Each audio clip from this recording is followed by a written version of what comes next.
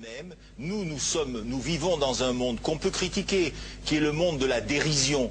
Vous le savez bien, et dans les médias, je dirais, le monde de la dérision, on se moque de tout. Le fait que ça se fasse me satisfait.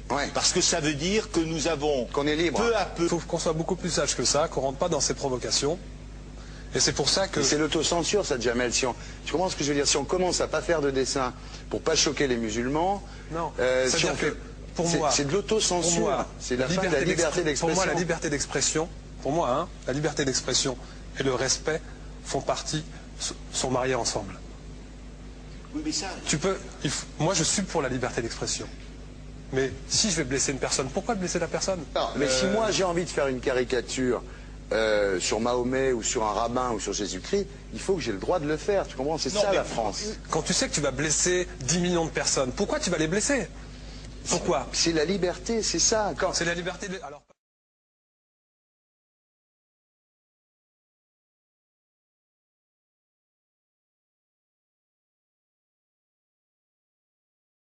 Non, mais vous pensez pas que c'était à vous de vous excuser, non? En disant le sketch n'était pas très drôle, je suis désolé si j'ai blessé des gens, voilà, excusez-moi, voilà, c'est une connerie. C'est mon travail.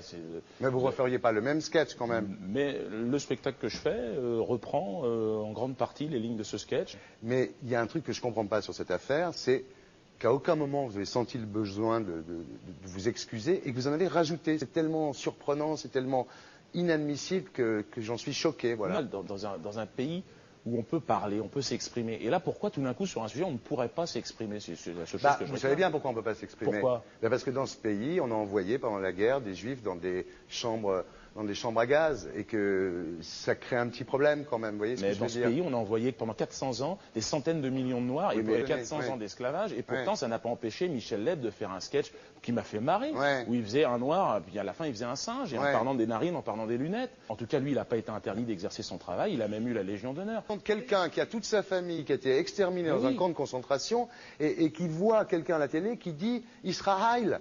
Vous vous rendez compte? Enfin, je ne sais pas. Oui, mais on peut pas. Il y a des moments où même si on connaît les gens, même si on les a invités, on leur dit non, c'est plus possible. Comme Alain Soral, qu'on a reçu ici d'ailleurs. Vous l'avez reçu, Alain Soral. Mais qu'on ne recevra plus, parce que compte tenu de ce qu'il a dit, on ne peut pas le recevoir. Vous vous rendez compte de ce que vous arrivez à dire? Je trouve incroyable que j'ai pu faire un sketch sur le mollah Jean-Christophe, j'ai pu faire un sketch sur le curé. Là, je fais un sketch sur un colon israélien, et tout d'un coup, c'est l'hystérie. Non, moi je vous trouve, vous le savez bien, je vous ai toujours trouvé très drôle et en plus très bon comédien. Et je suis un peu désolé, pour vous dire la vérité, je vous parle amicalement, je suis un peu désolé de vous voir vous enfoncer là-dedans, parce que c'est peut-être la dernière fois que je vous invite, Diodo. Si je ne suis plus invité, je ne serai plus invité. Mais je ne peux pas aller contre ma conscience, c'est contre ma dignité. Je ne peux pas. J'ai une dignité et j'ai une conscience. Est-ce que vous êtes prêt là, avant... Est-ce que vous êtes prêt là? Quelles excuses êtes-vous prêt à faire là? Et c'est pour ça que... C'est l'autocensure, ça, Jamel. Tu comprends ce que je veux dire? Si on commence à pas faire de dessin pour pas choquer les musulmans... Non, si on fait...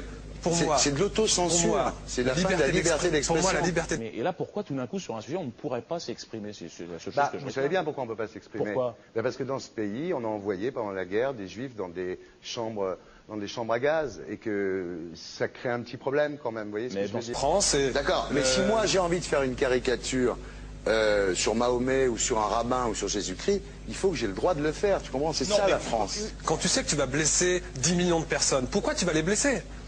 Pourquoi? C'est la liberté, c'est ça.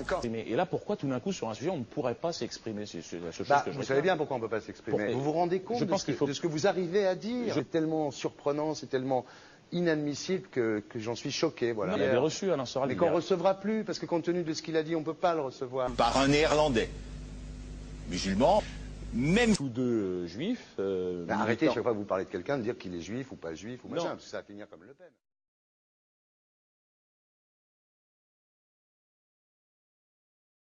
Alors, pas deux poids, deux mesures. La liberté pour tout le monde. C'est-à-dire? La liberté pour tout le monde. Il y a une personne comme Dieudonné qui a fait un rabbin, enfin qui a fait un colon juif, etc. Tous ces DVD ne sont plus dans les pactes. On l'empêche de venir, on l'empêche médiatiquement, on ne le voit plus. Alors que lui, c'est un comique.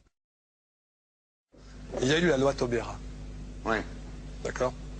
Il y a eu plusieurs lois qui ont été faites contre l'antisémitisme Et moi, je fais un appel aujourd'hui de faire une loi contre l'islamophobie.